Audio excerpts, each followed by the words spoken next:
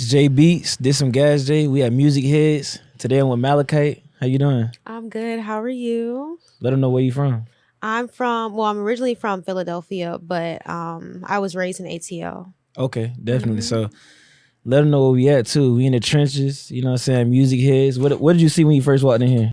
It was smoked out, but everybody was just vibing, so it's cool. It was cool. Good vibes and Music Heads. For sure. If you ever in Atlanta, you got to come through and book. Get you a studio session. Get some content. Get a podcast in as well. So let them know what type of music you make. So right now I'm making R&B, and alternative R&B music. Mm-hmm. I don't want to stick to that box though. Like I do want to make other music with other genres. I don't know right now, but that's just what I'm doing now. What is exactly alternative R&B? I feel like, okay, who's an artist that I could say makes alternative R&B? SZA? Okay. You know what I mean? Like she's not like R&B. I feel like Summer Walker for this generation is like the closest to like R&B for sure, like all the way. But I feel like SZA's alternative, maybe Frank is kind of alternative R&B. Like Frank Ocean? Yeah. Yeah. I would say that. Nah, I definitely did that answer. Yeah, Definitely. I would say that. So I do want to do both though. I'm an old soul. So I would love to still keep the regular R&B, like the norm, but I also want to create my own lane with it, which would definitely probably be alternative R&B. How do you feel about like how R&B has changed? I feel like it's good. I feel like we need different sounds. I feel like it brings different to the table. I feel like somebody gonna branch out and do something different. That's just me. I feel like people want it to stay one way, but I feel like we're not all from the same generation, so that's not possible.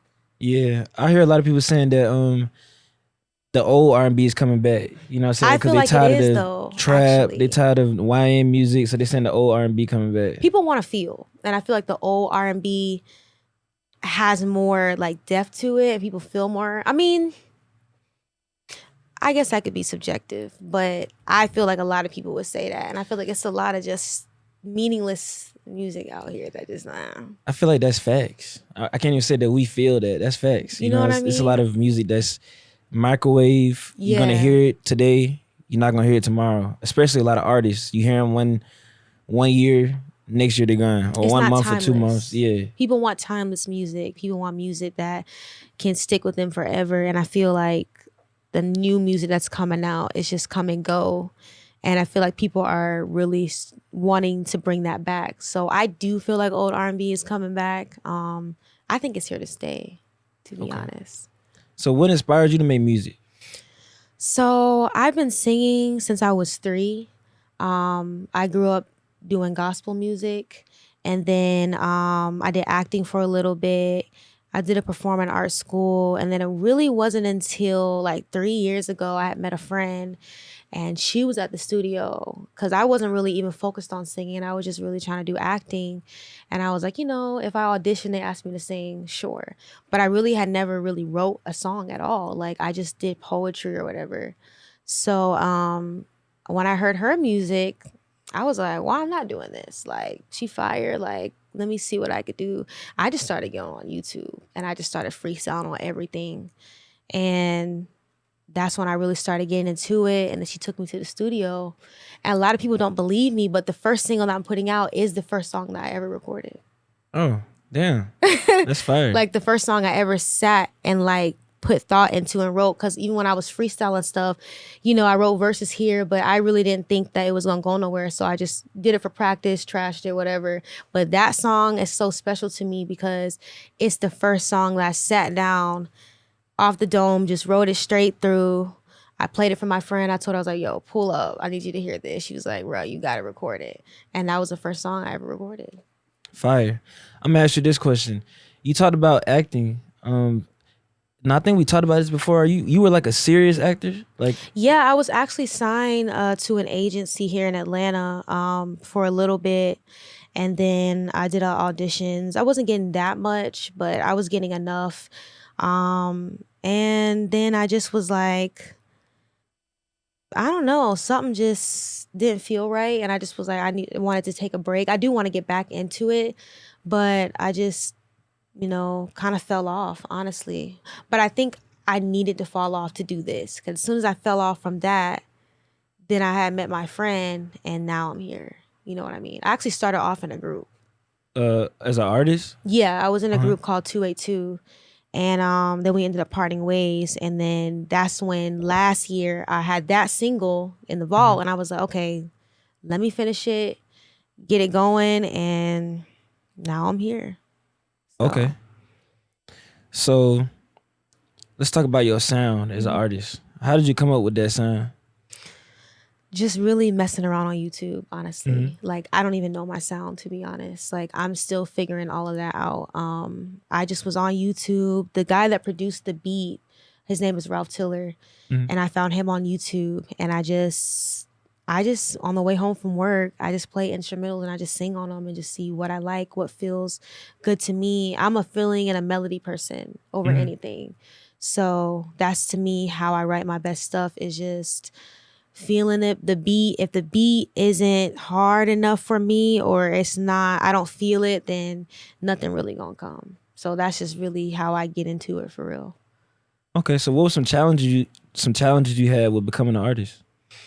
I would say building a team, which I'm now starting to build, money for sure, and beats.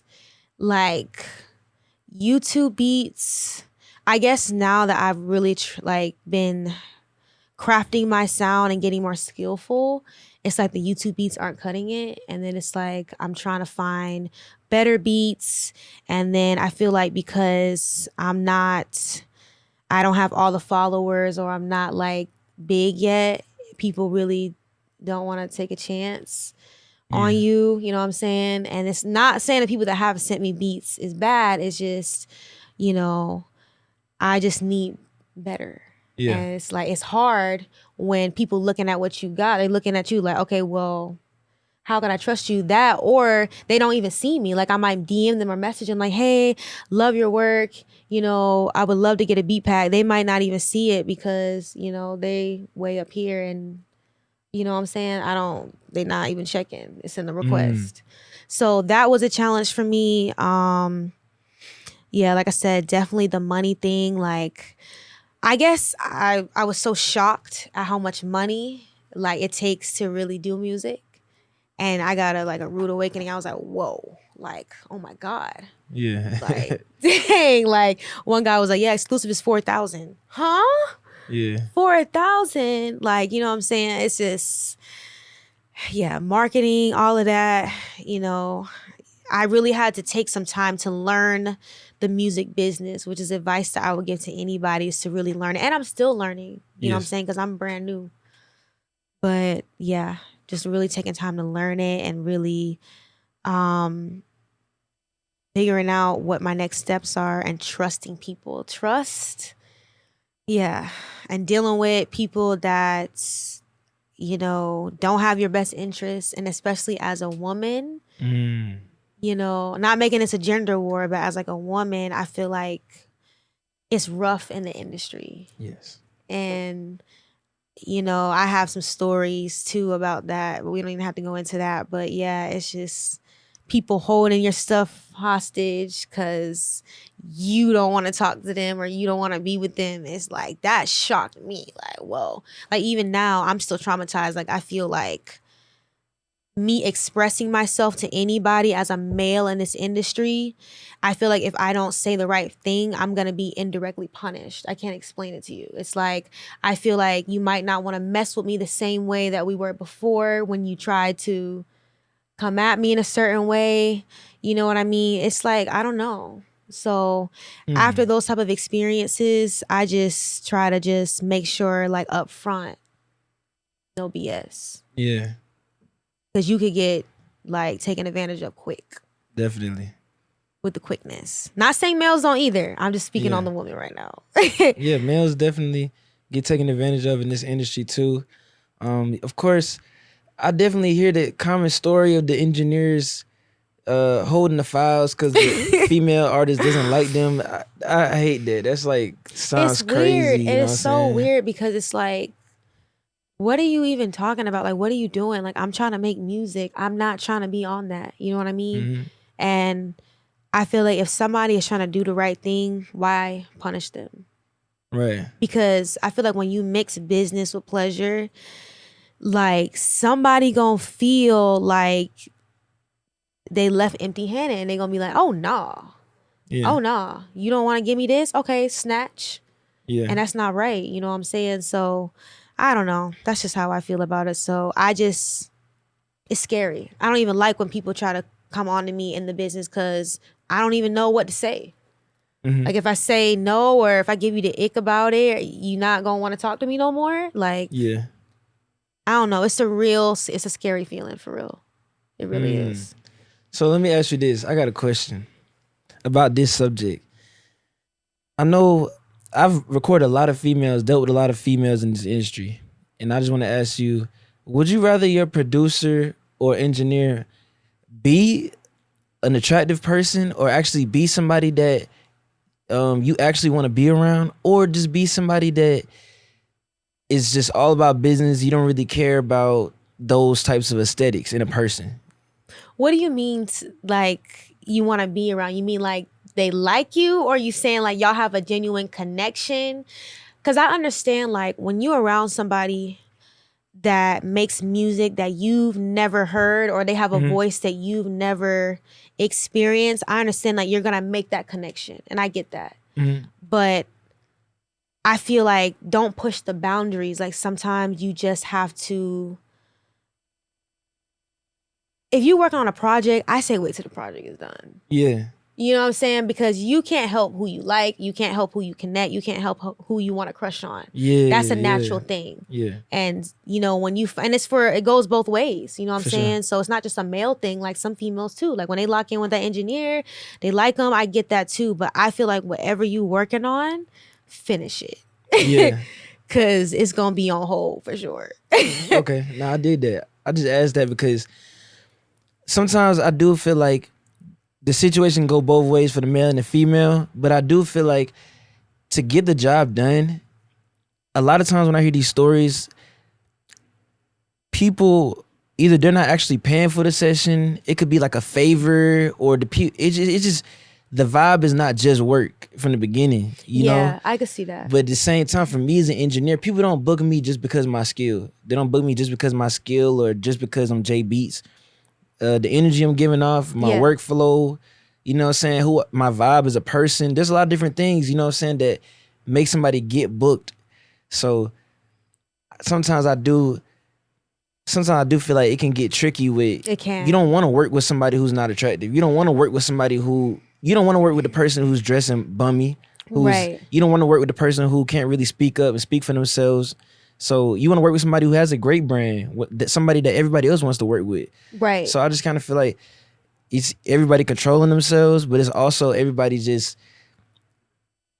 kind of calling it what it is from the jump. It's studio, I'm paying for the session, boom, I get my files. A lot of things should be avoided, but I do hear a lot of in between. That's why I'm like, nah, I feel like it could be way more simple. You know what I'm saying? I feel like you speaking facts because I feel like if everything needs to be clear. If you giving me a free session, me as a female off rip, in my head, I can't speak for all females, but for me, why? You know what I'm saying? Why are you giving me this free session? Because I don't want to feel like later on, but no, we're not doing that. What is it? You giving me a free session because you like me as an artist? Are you giving me a free session because that's your way of saying I like you and I want to take you out or I want to do this? I need clear communication. But I also feel like a lot of men also don't like that too at the same time, because when you start trying to get that communication, it's like you doing too much. Right. How am I doing too much? I'm asking you what's up. You know what I'm saying? So even that gets tricky because then they feel like you doing too much. Like, bro, just take the free session. No, I want to know what's going on because later on you gonna come back at me like I did all this for you. So what's up?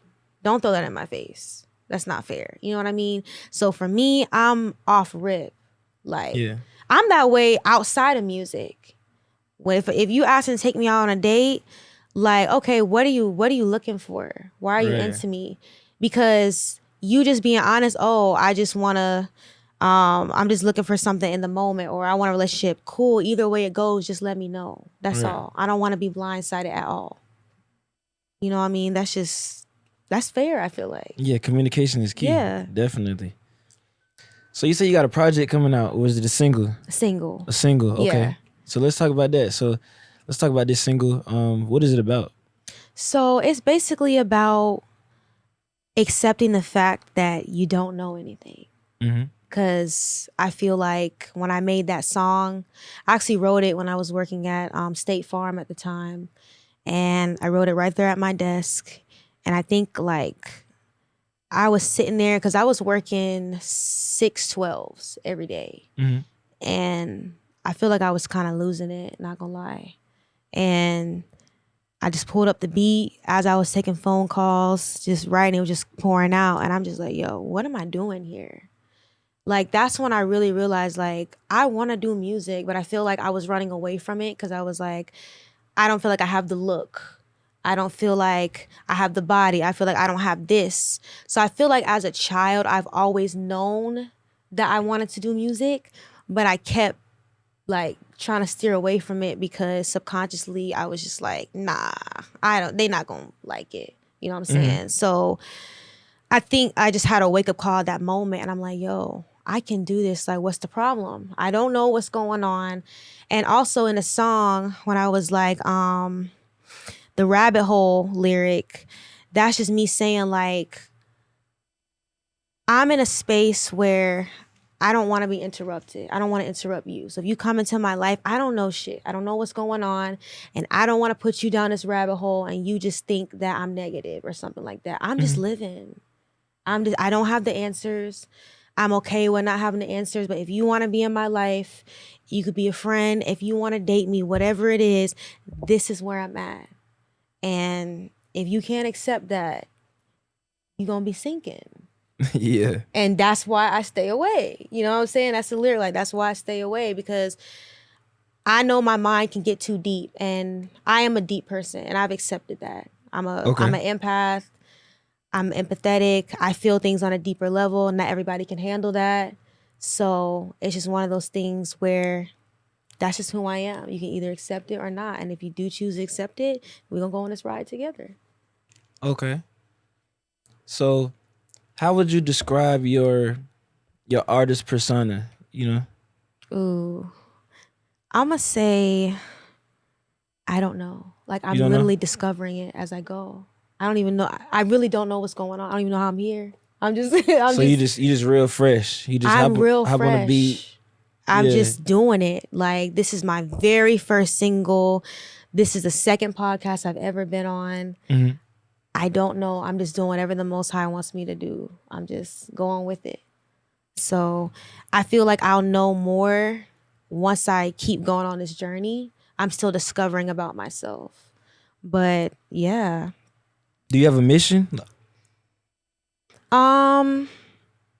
Like with my artistry? With the whole thing as a whole, your music career, your creativity, everything. I feel like I want to show people that it's okay to be themselves. I know that sounds cliche, but like, I'm being for real. Like, it's okay to be Yes. yourself. I want to really, I want people to connect with my music. Yes. And I want it to be timeless. I want when they listen to it, for them to listen to it forever, really. And whenever they pull it up, they could think about a time and a place. And I want them to know that whatever they want to do, they could do it, because I'm doing it. Fire. Yeah, that's definitely not cliche. Most artists, most musicians deal with a self-sabotaging type of mindset. I've got over mine by just proving to myself that just doing things that just haven't been done before. And I feel like everything that we do is things that we've never done before. It's new. So it's always gonna you're gonna have this fear somewhere in your mind when you're doing something new. But how you look, how tall you are, how big you are, those are not factors for you building a fan base or you being able to create something that other people like. Cause you can have a song and somebody hears it and they didn't even know how you looked at first unless they saw the music video or something.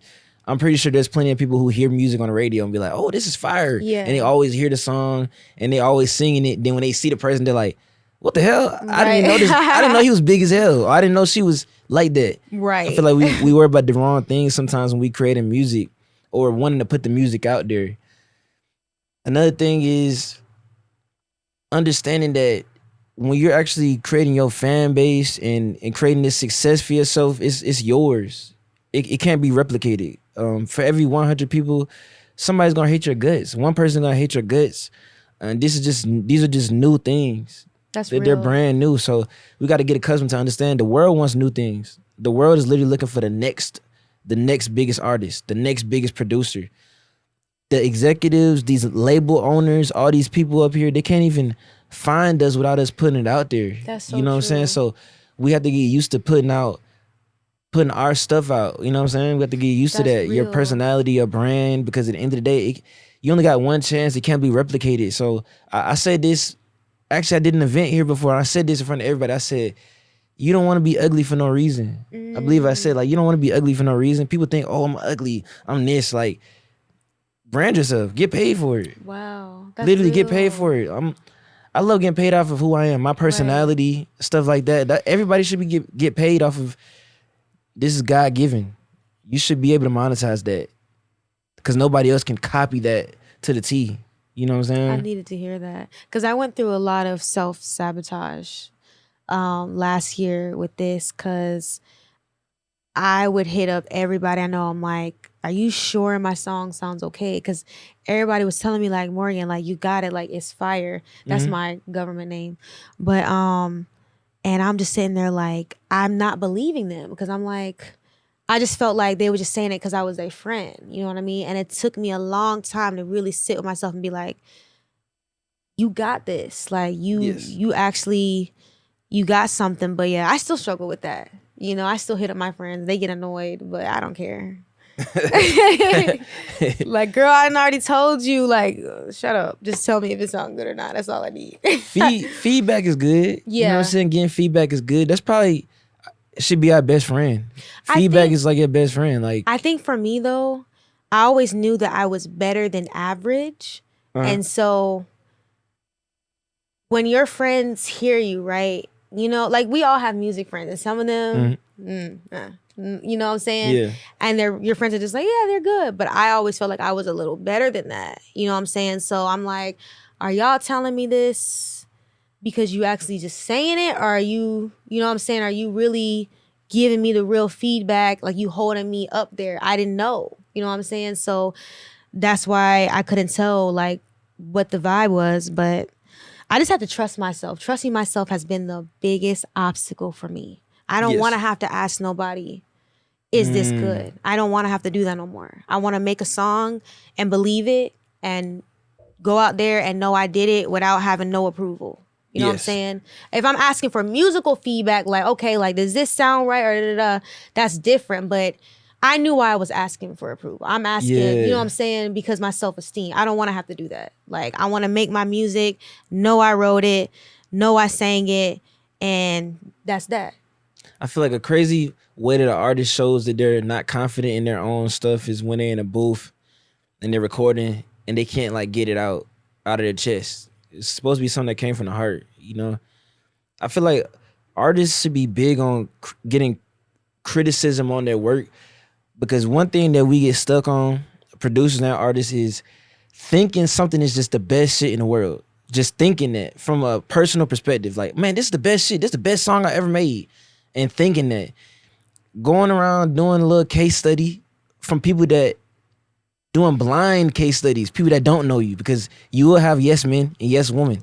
Yeah, this is fire. See? Yeah, you will have that. And that's why you know I was like, I didn't want that. But you need to go blind with it because when you thinking from your own perspective, now this is a skill that I've been able to develop over years, to think from someone else's point of view or to be more general on how I'm thinking instead of thinking like, if I like it, they gotta like it. Like that's just, you can't become successful from that unless it's just one of those shots work. Yeah. But you have a better chance by knowing how people feel about what you're putting out there. You know what I'm saying? Before you put it out there. Like most artists kind of that does dim their ego, but it's just a stage. Like everybody goes to that stage. You know what I'm saying? Yeah. Like when people be like, "Oh, nah, I don't know about that," Right. and I'm pretty sure there's people that's lit right now. Like I'm pretty sure people don't expect me to be that person, but I show people stuff. People always tell me that ain't it, JB, or nah, you should do this. Like I learn every day. I'm willing to learn every day and take criticism every day.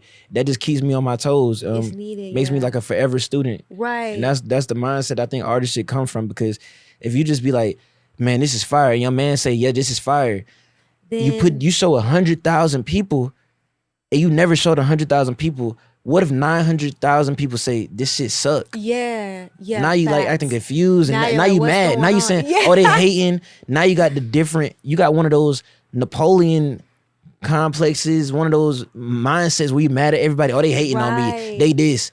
And then 5 years later, 10 years later, you'll look back and say, I was stupid. My panties was in a bunch. Exactly. You know what I'm saying? Like, I feel like we all got to get used to taking criticism and being able to use that as a strength. No, that's you know what so I'm saying? real. That's how we make stuff perform better. We need to know, like, was it ass or not? Right. I agree. I think I had experience like that because most of my friends, everybody was like, oh, the song was good.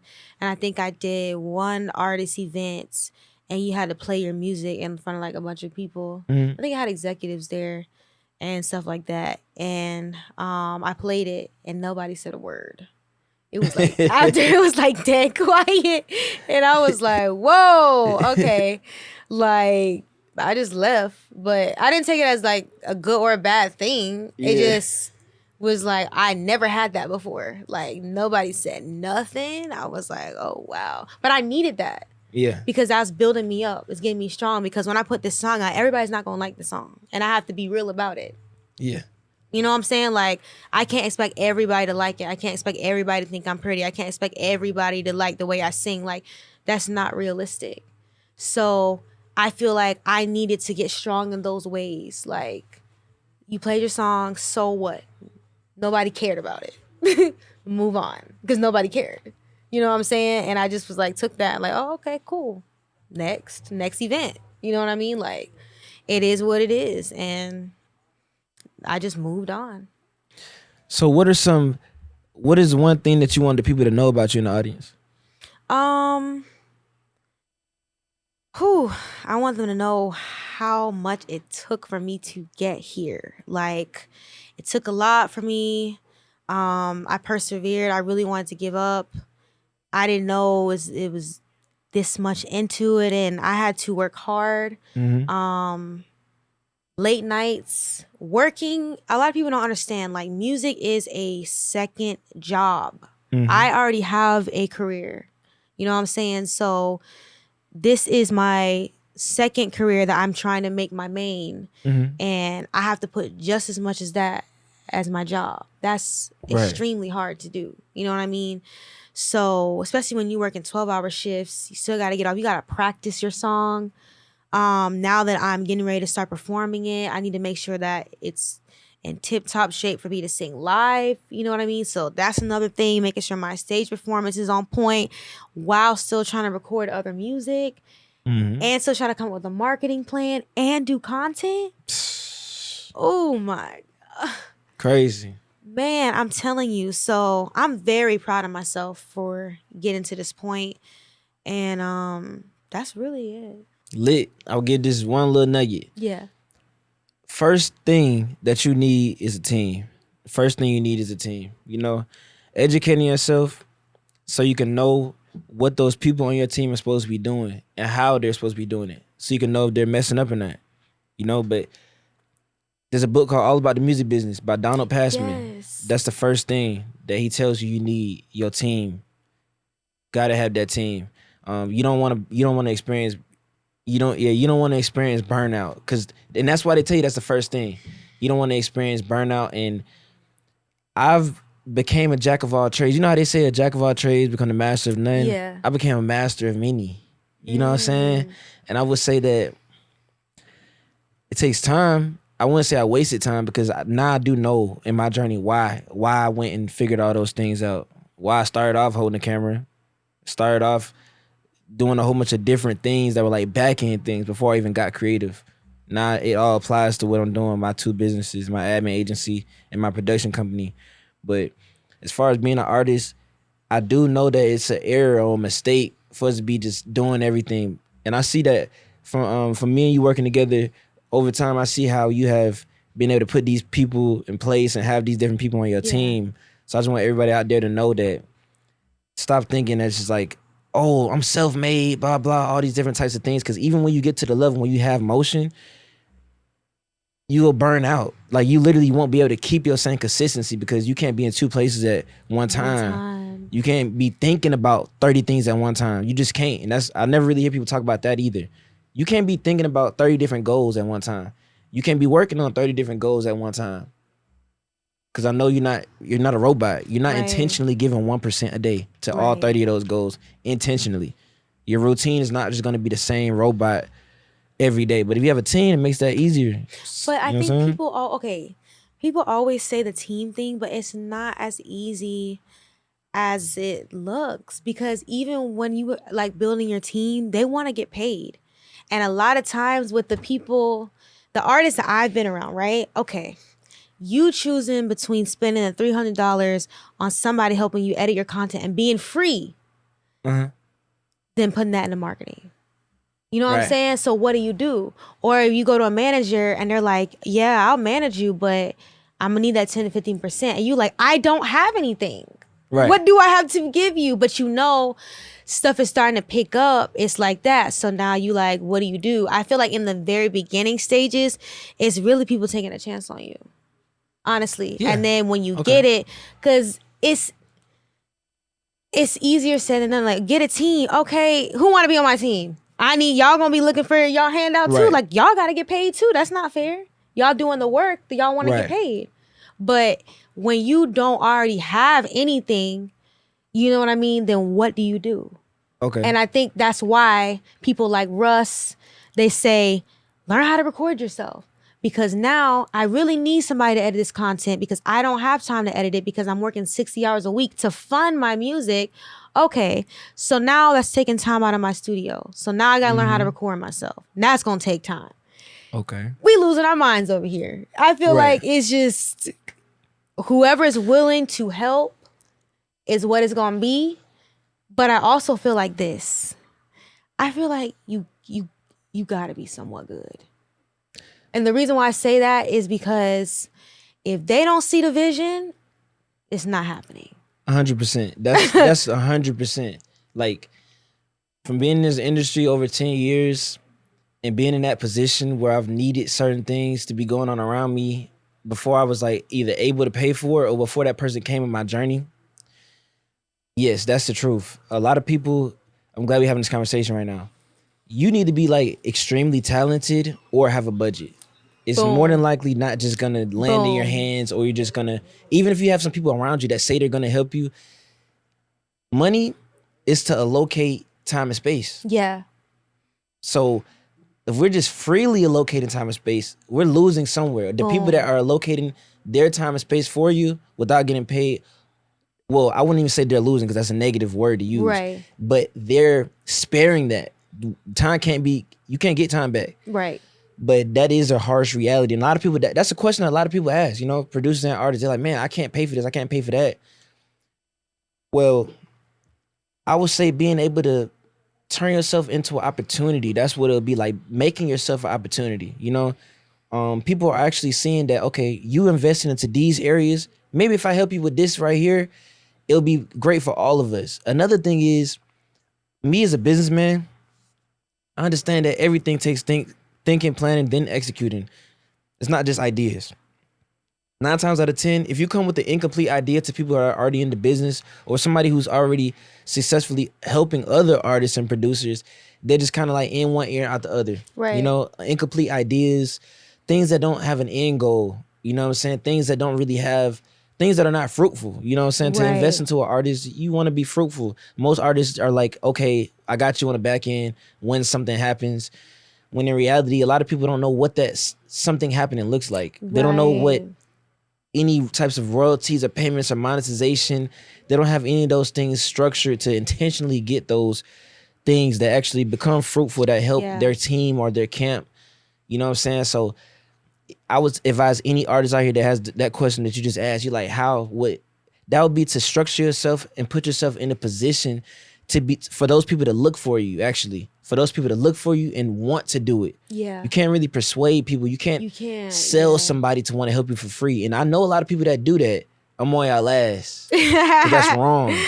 You don't sell people on helping you. Yeah. Hey, hey, come here. Hey, come on, y'all. Knowing for a fact that that's something you're supposed to be paying for.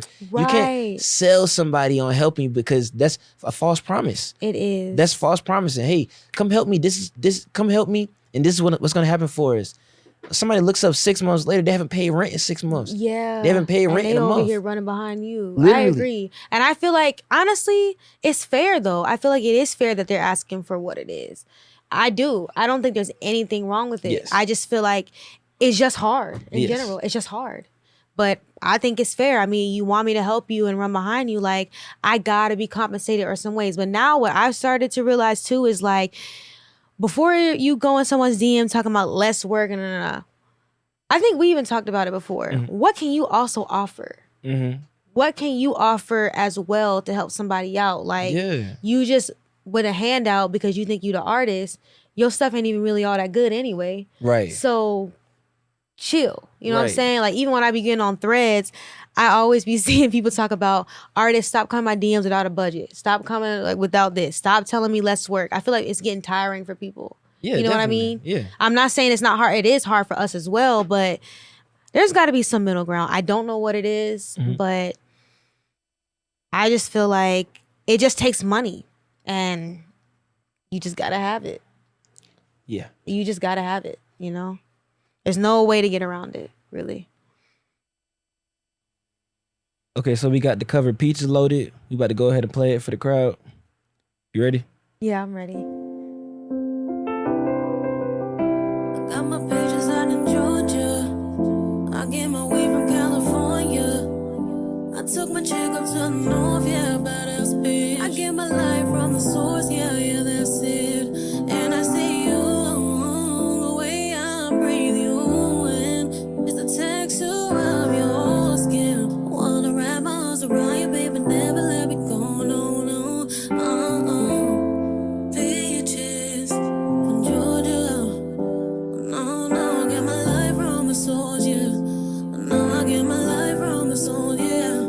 And I say, oh, the way I breathe you in. It's the texture of your skin. Wanna wrap my arms around you, never let me go.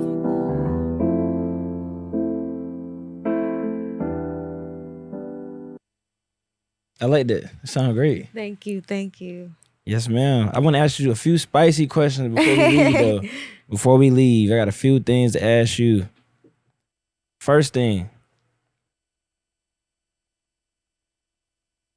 would you rather be a one-hit wonder and be rich for the rest of your life? Or would you rather take 20 years to blow up and do the long grind? Ooh, wee. 20 years to blow up and do the long grind, honestly. Okay. And the reason why is because I'm not in this for the money. Okay. And I want all my music to be felt and heard. And if I'm just a one-hit wonder and I'm just rich, then you could already tell what I'm doing it for. You know what I'm saying? Because if I'm just a one-hit wonder, then it's just the one song that's going to be heard. Now, I want all my music to be felt, and I want all of it to be timeless. And whatever amount of time that takes is whatever amount of time that takes. Because I'm on God's timing, you know what I mean? So I'm not in this for the money. I'm in this for connection. I'm in this because I want people to feel me, and that's just that. You know what I'm saying? I'll do this without the money being involved because this is what I really want to do. You know what I mean? So, yeah, I'll take the 20 years or whatever because I'm going to get rich regardless. Okay, would you sign to a label that guarantees success, but they need to control your image? No. No. Okay. Because me, I know I struggle with this, but I'm a perfectionist. And when I see a vision, I want to see it all the way through. And if you coming in there taking away my vision, you might as well be the artist. You got it. You know what I mean? Mm-hmm. Because I need to be able to control my vision. I'm the one singing it. I'm the one writing it. Mm-hmm. So if you coming in there taking over all of that, I feel like now I'm a slave. And if I'm just going, if you say that, right, and I'm just going to be the slave, then I might as well be the one-hit wonder and get rich. Right. And you can control whatever because nobody really going to hear it except for that one song. You know what I mean? So nah, can't even. Okay. Let me ask you this. Do you feel like women are being over-sexualized or they're controlling the narrative right now? I feel like it's 50-50. I feel like this, right? People complain about women being over-sexualized, but they're buying it. That's what's selling. So you can't get upset at what is selling. You know what I'm saying? Because that's just what it is. Now, yes, I do feel like women do want to do that, but I do also feel like they do push it because that is what people want to see. If they didn't want to see it, then obviously it'd be another direction. That's just how I feel. Okay. I dig it. What's the fakest thing about the music industry right now? People.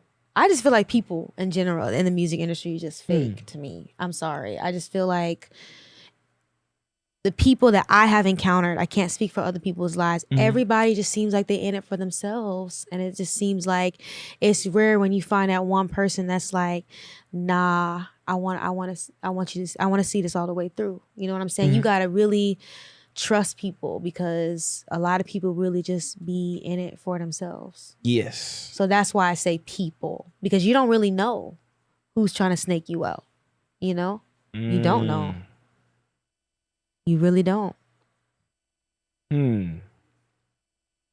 Like you really, yes, I feel like I feel what you're thinking, but like a lot of people get snaked out in this business and they're like, that was my homie for 10 years and I would have never thought this. Or even you see artists all the time that try to get their contracts. Look at Meg.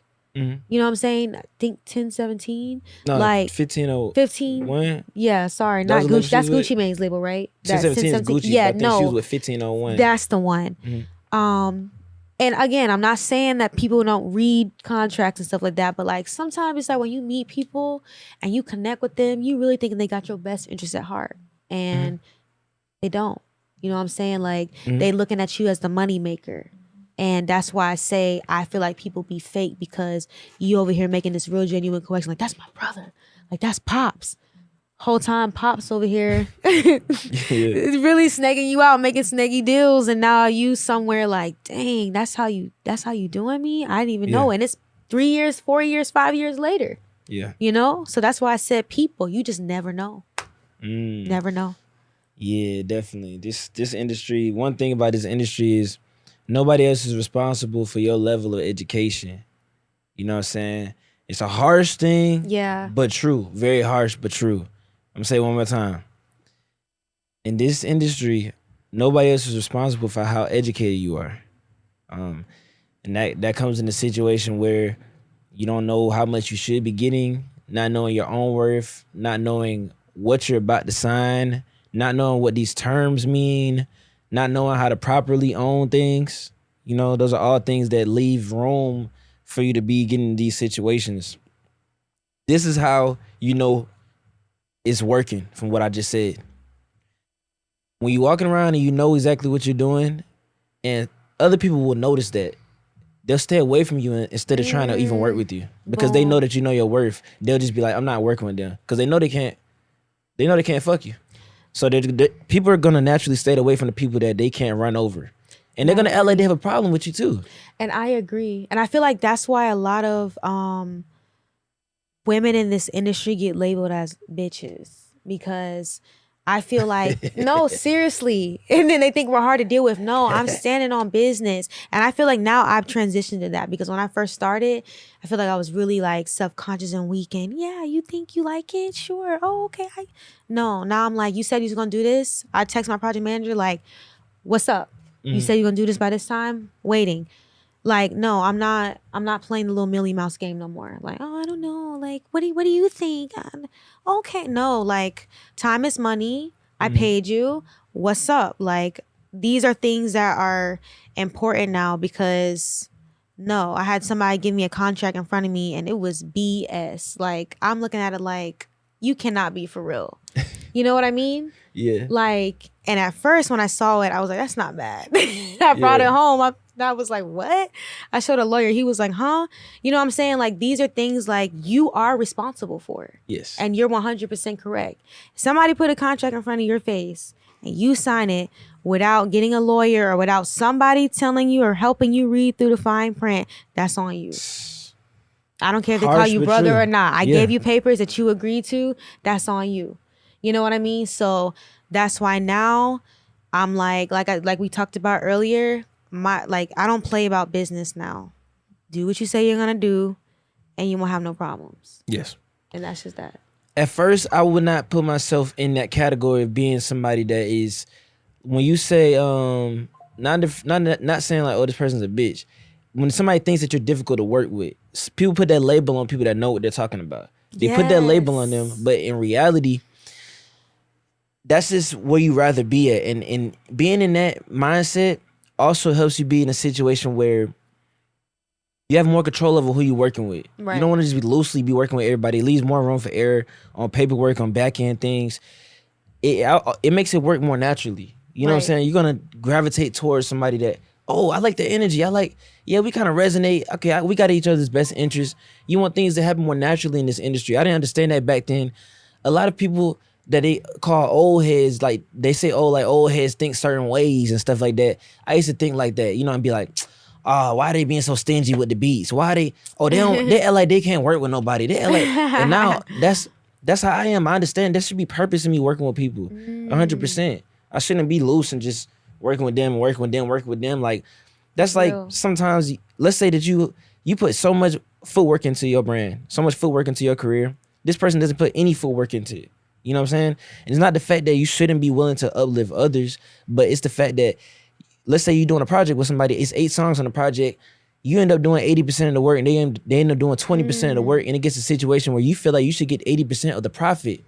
Now they're like confused and they're like, well, now it's supposed to be 50-50 when they only did 20% of the work. Yeah. Now it's a conflict. Right. These conflicts arise when they could have been prevented from the jump. You shouldn't have been in cahoots with that person. So always value the natural building before just, all right, I'm just trying to get famous and just do anything just to get there. Or I'm just trying to make money, so I'm going to collaborate with anybody.